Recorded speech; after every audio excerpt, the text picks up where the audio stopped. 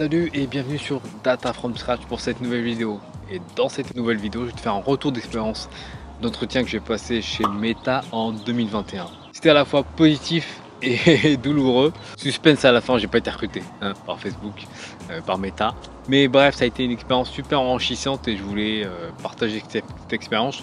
J'ai rien écrit, j'ai pas préparé cette vidéo. Ça a tourné un peu à l'arrache, mais je m'en souviens très bien. Je me souviens exactement du processus de recrutement. Et justement, je voulais te faire part de tout ça parce que j'ai appris énormément de choses en technologie, puis sur moi-même concernant ces entretiens. Mais avant de te parler de tout ce que j'ai appris, je vais te demander de mettre un maximum de likes à cette vidéo, de la partager, parce que je pense que mon retour d'expérience va intéresser pas mal de monde. Et mon cadeau gratuit qui se trouve ici et également en description, où je te parle des métiers de la data, que ce soit data engineer, data scientist ou data analyst, les études à faire, les outils nécessaires pour ces postes. Tu trouveras le tout en description. Vas-y, va choper ça. Ce cadeau gratuit et toutes ces informations n'attendent que toi. Donc oui, on va rentrer dans le vif du sujet. Mon entretien chez Facebook en 2021. Comment ça s'est passé? En 2019, j'ai eu la chance d'avoir un contact qui travaille chez Facebook et qui travaille toujours d'ailleurs, qui me propose de passer les entretiens chez Facebook Londres. Donc ça va être autour de juillet 2019 et puis là, j'y vais naïvement. Et je me dis, vas-y, je vais déposer ma candidature. Comment ça se passe en 2019? J'envoie mon CV et je reçois un mail de Facebook me disant, bah, vous avez été sélectionné pour passer les entretiens en tant que data engineer pour Facebook. Je me dis, super. Premier entretien, c'est l'entretien RH. Donc, ce premier entretien, j'ai un call d'une demi-heure avec un RH de Facebook. Il me pose des questions sur mon parcours, sur les outils que je connais, bref, sur un peu mon background. Et puis, il présente aussi Facebook. Autre chose durant cet entretien, c'est qu'en fait, il me pose aussi 10 questions techniques en mode « Ah bah, t'as 10 questions à répondre techniques sur la base de l'informatique, les voici, quelles sont les réponses ?» Et ça, si tu y réponds pas correctement, bah, tu seras pas sélectionné pour la phase suivante. Donc je suis un peu surpris, mais bon, c'est assez basique en informatique. Bon, j'y réponds et well done, j'ai réussi. Donc après cette demi-heure, je suis content, je suis saucé et je me dis « Bah, super !» J'ai fait une première étape, je suis assez fier de moi, super. Quelques jours après, peut-être 2-3 jours après, je reçois un mail de confirmation me disant qu'effectivement j'ai passé cette première phase RH et qu'il y a une autre phase donc de coding live. Et ça, je connaissais pas du tout.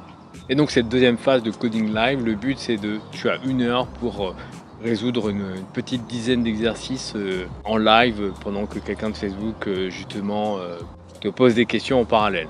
Donc tu expliques ton code, tu codes, donc c'est en Python ou SQL, tu codes, etc. Et puis tu réponds aux questions que l'interlocuteur te pose. Et donc pour ça, je devais avoir 2 semaines de préparation.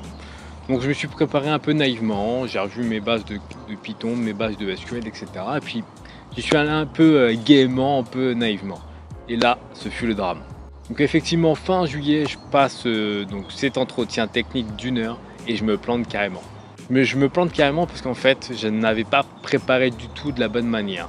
Et je découvre un monde total où il faut connaître tout ce qui est algorithme, tout ce qui est structure de données en Python ou en Java, en tout cas à partir d'un langage de programmation. Et je découvre un monde avec des centaines de milliers de personnes qui se préparent à passer ce type d'entretien, alors que moi, j'étais complètement à l'ouest par rapport à ça. Et donc ça, c'est fin juillet, début août 2019. Donc là, je me dis, ah ok, je reçois un mail de confirmation que j'ai planté mon temps d'entretien chez Facebook. Je me suis planté une première fois, il faut que je me prépare. Et puis il faut savoir que chez Facebook, tu peux pas repasser l'entretien tout de suite, il y a ce qu'on appelle un cooldown de 6 mois ou 1 an en fonction des postes.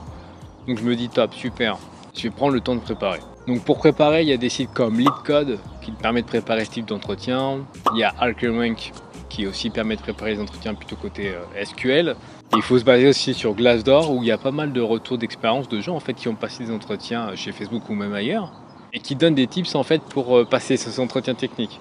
Et donc c'est important de finalement regarder l'ensemble de ces ressources et de se préparer correctement. Et je me dis bon, je vais repasser dans quelques temps mais je sais pas quand. Et puis là on arrive en mars 2020 et là il y a un virus que tout le monde connaît qui arrive et qui nous tombe sur la tête, c'est le Covid. Et donc je me retrouve confiné chez moi et je me dis bon, j'ai pas grand chose à faire, en tout cas je bosse chez Ubisoft à ce moment-là, j'ai pas grand chose à faire. Et je me dis c'est peut-être le moment de préparer tranquillement ces entretiens, de préparer tranquillement Facebook, c'est une boîte qui me fait rêver, en tout cas qui m'a fait rêver pendant un moment. Et je me dis bon, c'est peut-être le moment de me mettre sur la révision. Je me replonge sur du LeetCode, je me replonge sur du HackerRank, je me replonge sur du Glassdoor. j'épluche, je parle avec pas mal de gens sur LeetCode. Il y a un forum où on peut parler, il y a des groupes Slack en fait aussi, avec pas mal d'Américains et d'Indiens qui justement se préparent aux entretiens. Il y a vraiment une communauté qui aide pas mal aussi. Il y a aussi Blind, je ne vais pas parler de Blind, mais c'est une ressource indispensable pour préparer les entretiens en Amérique du Nord, et surtout si on vise ces compagnies. Je parle en Amérique du Nord, mais aussi en Europe si tu es intéressé par Londres. Blind, c'est aussi intéressant. Mais bref, je m'entoure de pas mal de ressources pour préparer ces entretiens. Et j'y découvre aussi un monde parce que Blind, il y a des ingénieurs de Meta, de Netflix, de toutes ces entreprises qui discutent et qui parlent de comment ça se passe en background, des entretiens, mais aussi de la culture d'entreprise, des opportunités, des hauts et des bas, etc. Et je me dis, bon, je vais focuser sur la préparation des entretiens Facebook et je me focus pendant des semaines et des mois et des mois. J'y revois le SQL. C'était pour moi un langage, c'était presque une langue maternelle tellement j'ai pratiqué du SQL dans ma vie. Python aussi, j'étais très à l'aise, mais je reprépare mes algorithmes, mes structures de données, les linked lists, etc. Des trucs qui honnêtement dans le quotidien sont totalement inutiles mais qu'il faut préparer pour ce type d'entretien. Ça ouvre des opportunités de connaître tout ça, même si je suis vraiment pas fan.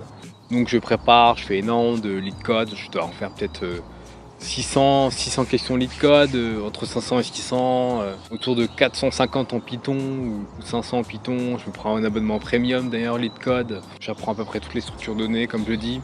Bref, je passe beaucoup de temps à bachoter, puis moi j'avais envie de le faire, j'avais le temps de le faire à ce moment-là et ça a été... je regrette pas du tout cette période où j'ai été totalement focus sur ma préparation. Et je suis super content en fait d'avoir passé ça.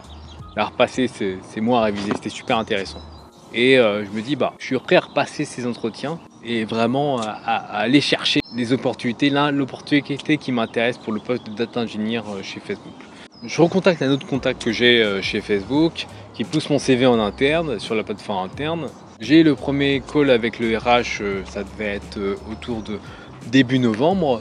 J'ai l'entretien que je réussis parce qu'au final c'était assez similaire à ce que j'avais passé il y a quelques mois, années de ça chez Facebook. J'ai ensuite le live coding justement de Facebook fin novembre. 10 questions, donc 5 en SQL et 5 en Python. Je crois qu'il faut en répondre à peu près 3 minimum de chaque, c'est-à-dire 3 côté Python, 3 côté SQL. Donc côté Python c'est plus de l'algorithmie, des choses assez, je ne vais pas dire basiques, mais une fois qu'on s'entraîne sur LeetCode ça devient assez logique. Et côté SQL c'était histoire de pratiquer et de voir si tu avais tous les fondamentaux en SQL.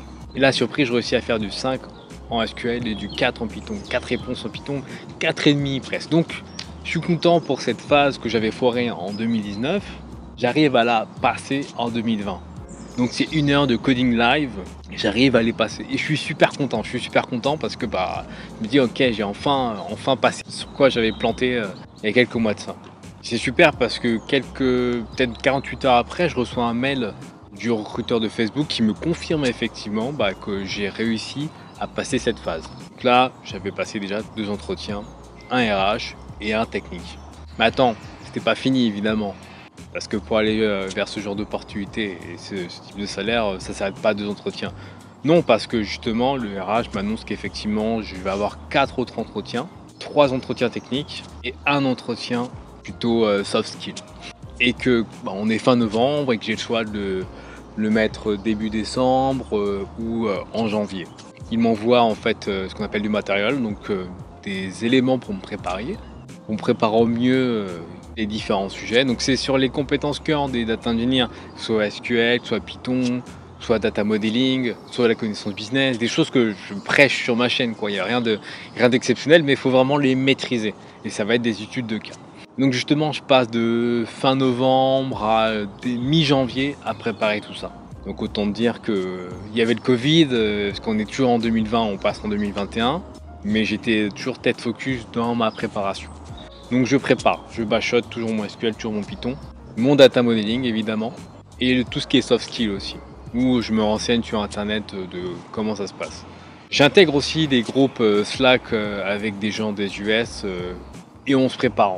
Moi j'en prépare certains et eux ils me préparent.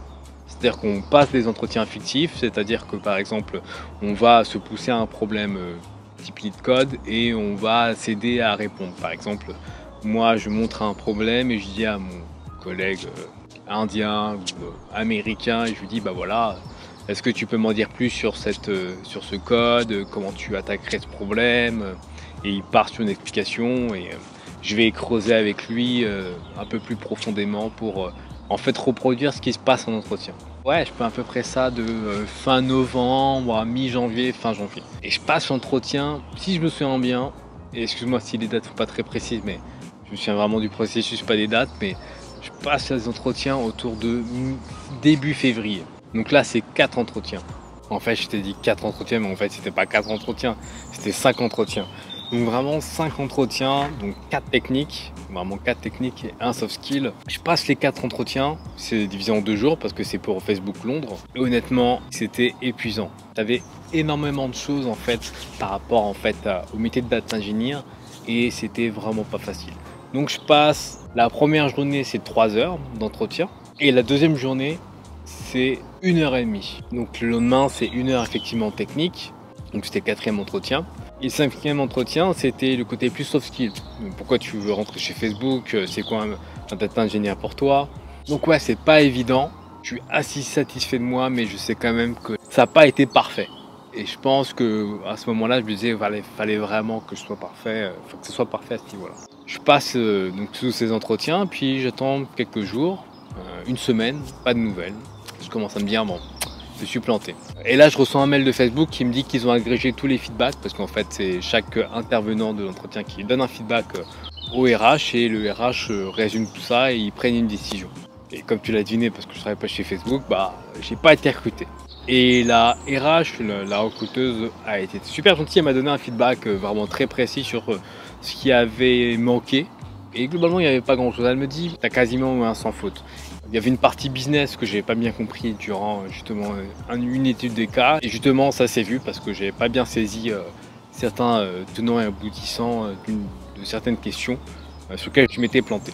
Mais globalement, elle m'a dit honnêtement, c'était quand même très très bon. Et elle m'a dit, comme d'habitude, vu que c'était la deuxième fois, t'es habitué, le call down de 6 mois à attendre, mais tu peux te représenter en tant qu'intéressé pour devenir data engineer chez Facebook Meta. Donc ça a été un échec, mais honnêtement, j'ai appris plein de choses. Déjà, ça m'a appris la rigueur, parce que pendant des semaines, voire des mois, tous les soirs, voire la nuit, et voire le matin, tôt le matin, j'ai révisé, j'ai préparé. J'ai préparé mes structures de données, mes algorithmes, donc algorithmes et structures, et data structures, pardon. Et ça a été super enrichissant pour moi. Alors, je suis pas fan de ça, j'aime pas, mais la rigueur que ça m'a demandé, c'est quelque chose qui maintenant me sert à créer du contenu sur YouTube, sur Internet, c'est la régularité. Préparer ce genre d'entretien, c'est être surtout régulier. C'est tous les jours faire des petits pas pour justement être capable d'ingurgiter un maximum de connaissances au quotidien. Donc ça m'a vraiment appris ça. Bien sûr, je me suis vraiment renforcé concernant le SQL que je connaissais déjà très bien, le Python que je connais maintenant par cœur. Data modeling, pour moi c'était évident, mais voilà, ça m'a permis de repréciser des choses que j'avais oubliées et ça a solidifié de dingue les fondamentaux que j'avais déjà, mais ça m'a véritablement marqué et ça m'a vraiment appris finalement à maîtriser un domaine de fond temps comble. J'ai également pris des contacts à droite à gauche durant ma préparation d'entretien, de gens à SF qui sont rentrés ou pas chez Facebook. Donc comme je l'ai dit, quand je préparais ces entretiens, j'étais dans des groupes de préparation de gens, donc que ce soit d'Indiens aux États-Unis, d'Américains, en tout cas de gens en tech aux États-Unis, qui se préparaient à entrer dans ce genre de vraie culture. Et donc j'étais dans ce genre de groupe et ça m'a boosté d'être dans ces groupes. J'ai affiné aussi la manière dont je coachais les gens, en me faisant coacher, mais aussi en coachant ces profils de haut level. Donc vraiment ça a été super enrichissant. Donc ça c'était en 2021, fin février 2021 je pense que j'ai eu la réponse. Et honnêtement maintenant en 2024 j'ai vraiment pas de regrets parce qu'il y a quand même une grande vague de layoffs. Bon là c'était pour Facebook Londres que j'ai postulé. Ça a pas mal renvoyé en Amérique du Nord en 2000. Je crois que ça a commencé en fin 2022, ça a commencé les vagues de layoffs ou même un peu avant. Donc au final, imaginons si j'étais rentré en mars 2021 chez Facebook et je me serais fait renvoyer peut-être un an et demi après. Donc c'était pas forcément la bonne période, mais c'est pour ça que je regrette pas du tout de ne pas être rentré chez Facebook. Par contre, j'ai appris énormément Et puis, faut savoir que quand vous postulez dans ce genre d'entreprise, ils gardent vos profils. C'est-à-dire que si il y a eu un feedback positif, même si ça a été un échec, ils vous recontactent. Et j'ai été recontacté par Facebook, je pense, pour un poste de lead. C'était peut-être, je sais pas si c'était un poste de lead, un poste de senior, je me souviens plus, mais c'était peut-être autour de 2023. Je pense que c'était autour de 2023 ou 2022. Bref, je sais plus, je te mettrai la capture d'écran si je retrouve. Mais bref, tu vois, comme quoi, ce genre d'entreprise, on rentre pas directement. Ça demande de la préparation, ça demande du temps, ça demande de l'investissement. Moi, ça me plaît. Personnellement, je le fais pour moi. Je le fais surtout pour moi. Puis j'espère que ça te donnera des idées pour justement tenter des opportunités, tenter ta chance à droite, à gauche. Si jamais tu trouves des entreprises qui te plaisent, ou même de rester dans ton poste actuel, mais de pousser les limites de ton poste actuel et des compétences que tu maîtrises peut-être, mais encore d'aller plus loin dans ton domaine d'expertise. Moi, mon domaine d'expertise et ce que je prête, c'est le data engineering. En tant que data engineer, je pense vraiment qu'il faut booster ses compétences au quotidien. Donc, ce procédé de recrutement a amplifié cette manière de faire que j'ai au quotidien. Donc, j'espère que ça te motive. Et donc voilà. Sur ce, je te laisse, je te dis à la prochaine. Bye.